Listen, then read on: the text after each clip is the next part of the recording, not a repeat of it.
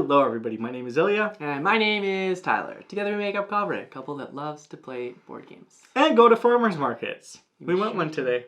Yeah, we did.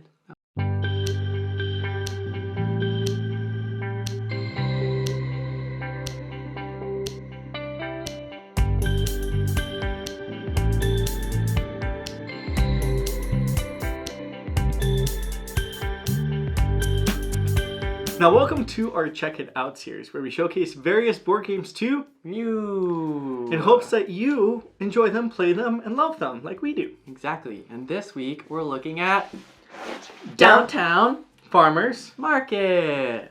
Hooray! We always love to go to the farmers market because Tyler's Most mom particularly in the summer. loves the farmers market, Yeah. so we always go with her. Yes, and it's always a good time. We get nice muffins. Yummy. Downtown Farmers Market is published by Blue Orange Games and it's designed by Johan Benvenuto and Alexandre Droit. In this game, you're going to the farmer's market, but you're going very strategically because based on what you pick up, you'll get various points because there's 8 tasks that you're tasked with that kind of cross and match each other. And you're just trying to be the best farmer's market attendee. Exactly. You're to the point, strategic, and there with a purpose. Let's give you a quick overview of how to play. As always, you'll begin by setting up. You'll shuffle the challenge tiles and give 4 to each player. Now each player will choose which side they want to play with and place them in a line in the order of their choice. Then each player will receive 4 additional new challenge tiles. They'll do the same. They'll place them in a column so that each challenge form the axis of a 4x4 grid. Now these challenge tiles will be the conditions that you're trying to get when picking up various items from the downtown farmers market. Challenges can encourage you to collect specific food items from the farmers market, collect none of a particular item in a line, collect a total number of ingredients in a line, and much more.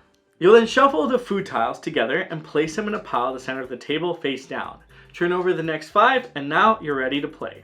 Now this game is played in turns. In each turn, every player will pick a tile from the center and place it into their grid. Now depending on your player count, you'll always be left with 1 tile, at which point you'll refill and continue playing. Now when placing your food tiles, they must be placed in one of the 16 spots in your grid so that it intersects 2 of the scoring tiles. You'll continue taking turns and playing until you've taken your 16th food tile and placed it in your grid. Now it's time for scoring.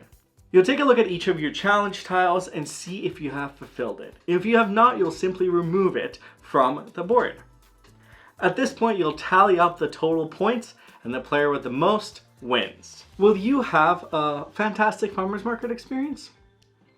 Will you be there first in line and get those banana muffins? Or will they sell out? So what do you think?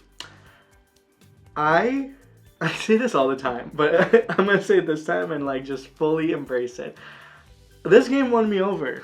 I don't know what it was. I think just the simplicity of placing tiles and hoping that they match up. The way that the game continues, it becomes more stressful because you really want the specific tiles. From the first start, I'm like, let's play this again and again and again and again. Love it. What about you? Yeah, I think it's a great game. I had a hard time understanding the goals right off the bat. Yeah, it took. For some reason, You crushed us. I was like, Kate, equal signs. What does that mean? Do I have to have the exact right number of ingredients in this column and then not equal signs? Like, what does that mean? And I kept asking the questions over and over again. So the first 5 tiles That's that I took me forever to decide. And I think you asked me if it was exact 10 times. Yeah, because my head couldn't wrap around it because then they have the time symbols. Yeah. And then those are indicative of the ones that you need as well. And the first time we played it too was the end of our game night. We're like, we can do one more. Let's finish this in. So we did rush a little, but overall, love it. Yeah, it was a really good game. I think it's a cool little tile placement, grid placement, I guess, making game. And I just like the theme. I think it's great. Yeah, it's a theme of it's perfect for this type of game. Absolutely. Yeah, because it's basically you're gathering your goods. So I think let's jump into the comparables because I have a perfect segue into it. So my comparable for this game is Calico. And the reason it's Calico is Calico also has goals that you're trying to go for based on the way that you place the tiles. It's a little bit more free in that sense because you can kind of go for colors. There's more kind of expression and that you can have in It's Calico. more difficult. I don't know. I think it's more difficult. I think it is more difficult because of the variety of scoring. Yeah. Here, your scoring is strictly those 4 goals you tiles, have, yeah. but it mimics that feeling I love so much in Calico of where as the time goes on and your grid kind of shrinks and your options become less available to you, you have to make some very difficult decisions. Yeah. And you can make a decision and the perfect tile that you just blocked off could come up and you're just like, no, why did I do that? But I love that feeling in a game. And I think this game, basically, it's like a Calico light for me. It captures Calico in like a quick 20-minute way where Calico is a little bit longer.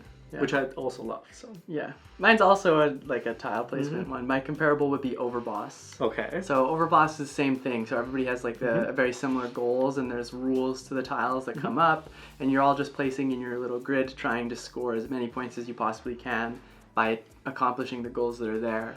I think the difference here is that everybody's goals are different. Yes. So that there is no concern or worry. I mean, yes, there is because people will end up taking your tiles. Somebody took my eggs. Yeah. But like the point of it is like you don't necessarily have to worry about what other people are doing because there are ways around it and ways to react to what other people are taking.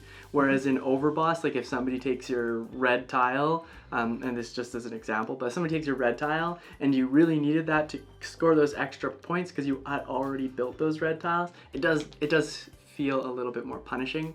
So in that sense, I would say that Overboss is a Calico light, and Downtown Farmers Market is a Overboss light. I like that. That's super fair. Okay. Well, why should you check out Downtown Farmers Market? We've said a couple of these things, but I'm just going to repeat them. It's easy to get to the table because it's just tiles. It's easy to set up. It's really easy to teach, and it's fast to play. So if you're looking for a game that's like for all ages kind of thing, I think Downtown Farmers Market is a great pickup for your collection. I think what I particularly like about the game too is once you to all those points, once you do play it, you quickly pick up, I shouldn't have done that. And if I take this, I need 11 ingredients, I probably should not place 1 ingredient out of one of those 4. Because then mathematically, I can't do that. So you actually quickly, well, it's impossible because the most you can have is 3. So if you have 1, 3, 3, 3, that's only 10. No, some of them have 4.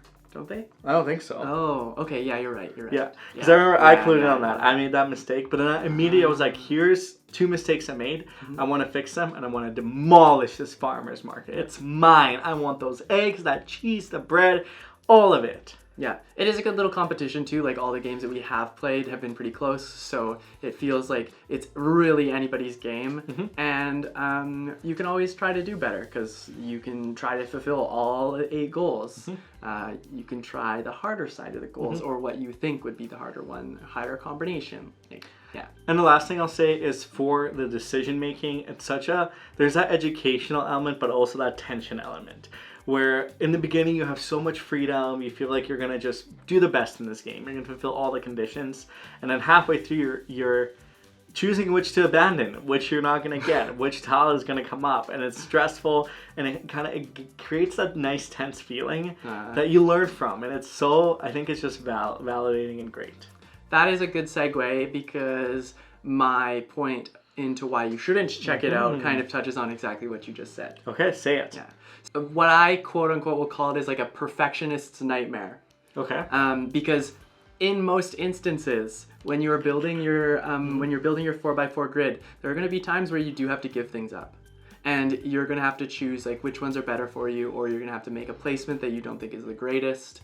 And for those reasons, like at the end of it all, you might have a grid that's 4x4 and you've only completed like 6 of the 8 goals. But it feels so good when you do all 8. It does feel really good when you do all 8, but again, because it's like this stress of these tiles coming up, other people are going for your goals, or not your goals, but their own goals, which also means they could end up taking your tiles. There's just this like combination of just, like I said, it's like a perfectionist's nightmare because you're probably not going to get all of the goals or all the perfect tiles you're looking for. True. Another reason is the game is actually laid out, I don't think this is intentional, but based on a different player count, there's different ways that you kind of take the tile. So if you're playing with only 2 players, the first person takes a tile, discards a tile, and the second player does the same. And in that element, I think there's a little bit of I think actually intentional take that. Because especially when we were playing in 2-player, I would, when discarding tiles, I always look for what does Tyler need? Is there a tile that really helps him? And I get rid of that. In 3-player, that happens only with the first player. But in 4 players, it doesn't happen. So I think the 4-player game and the 2-player game actually feels quite different in my opinion. Because I think you're always thinking of yourself, but you don't really have. So sometimes it's not intentional for the take back. I think in the 2-player version, it is intentional. Yes. I think it's very intentional with the tiles you take and the tiles you discard. In a 4-player game, a lot of the time... You're doing what's best for you. Yeah, it's most of the time you're doing what's best for you, and then you may unintentionally affect somebody else's play. Or maybe at the end when it's like, this one doesn't matter, I'm going to take whatever, and then Tyler really needs the 2 milk cartons. Yeah, that's a good point, at the tail end. But I think, that's a good point. The 2 and 4-player game are much different. So if you like that, that's for you, but if you don't like that kind of subtle conflict, maybe the game's not for you. Yeah, exactly. And then obviously, I'll just throw this out there, it is a lighter game. So if you're looking for a bit of a more strategic play, a longer style game, then Downtown Farmers Market, probably not the game for you. But that's just a generic thing I would say. What do we think overall of Downtown Farmers Market? I really like this game. I think the more games we start to play, the cooler I think it would be to do almost the light version that we were talking about. You start light and then you go to a middle one and then you go to a harder one and then you can see the progression. And then you can introduce people to these games in a almost like a growing progression. Yeah, and I think with Downtown's Farmers Market, it fits that Calico Overboss space really nicely. And there's a lot of different other tile games that it could probably work with as well. But I think it works really nicely as that starter one. And yeah, I think it's great. It's fun. I think for me, what I'll say is a lot of these types of games are significantly lighter, more approachable in a sense. I really like them because of that element of their approachability. But typically, I wouldn't play them. I wouldn't be like, let's play this game. It'd be more of let's use this game to introduce this mechanic because it's a great experience. Everyone's going to have fun. But this game, I think, is different. I would want to play this game on a regular basis. Yeah, I think it just speaks to your love of tile placement games. Yeah, I think it's tile placement, but it's just fun. The theme is fun. It's so fast that you play that you want to play again. There's the laughing moments where you're like, I just need a piece of cheese. Yeah. Or it's all cheese and I don't need cheese. So I think there's a lot of the theme really speaks to it, but it's also just a lot of joy. And because it fits in such a small time frame, because realistically the games are 20 minutes at most. Max. So I have a huge place in my heart for this game. And I'm really excited to just casually bring it along. Yeah, it's small too. That's the exciting thing. It's packed really to the brim with tiles. Yeah. There is no space for anything else in this game. Tractor. Farmers. First player pin. Anyways, that is Downtown Farmers Market. Let us know if you're going to pick this one up, if you've played it, or what your other go-to tile placement grid games are. We'd love to know.